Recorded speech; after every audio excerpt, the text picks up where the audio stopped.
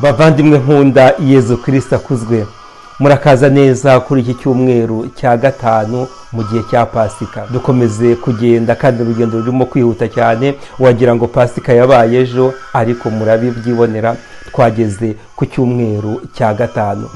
Ivanjiri y'uyu munsi iratubwira ibintu bikomeye kandi byiza, ngo Yezu Kristo ni umuzabibu, hanyuma isi umubyara Imana Data akaba umuhinzi, akadushishikariza kuba muri we, mube muri jyewe, kuko tutari kumwe ntacyo mwakwimarira, niko Yezu Kristo atubwira.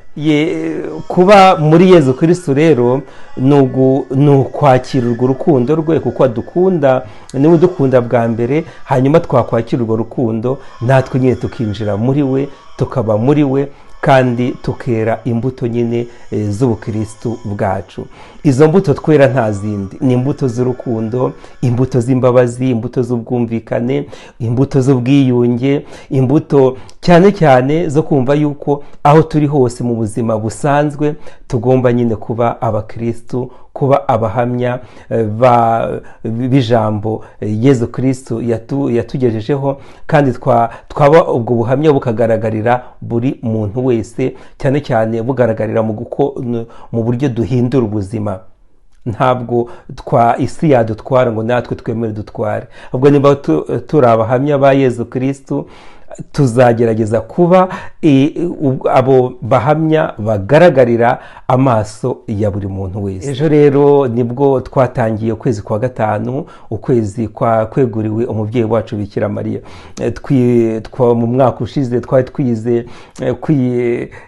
gusenga twifashishije rozari ntagatifu, n'ubu tubyiyibutse. Hanyuma iyo tusenga ni nabwo buryo bwiza bwo kuguma muri Yezu Kristo nawe akatubamo. Kandi Bikira Mariya ngo ni inzira ngufi itugeza kuri Yezu Kristo, ni inzira ngufi ituma tugera kuri Yezu Kristo kandi koko tukamubamo.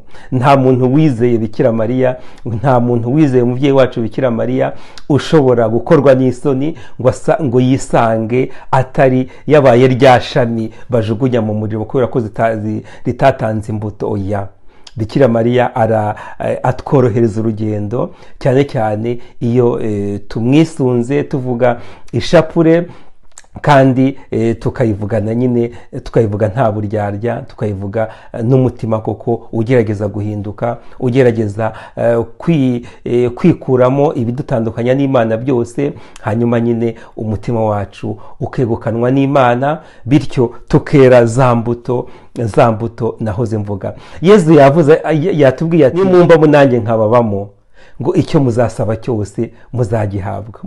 Mushobora gusaba icyo mushaka cyose.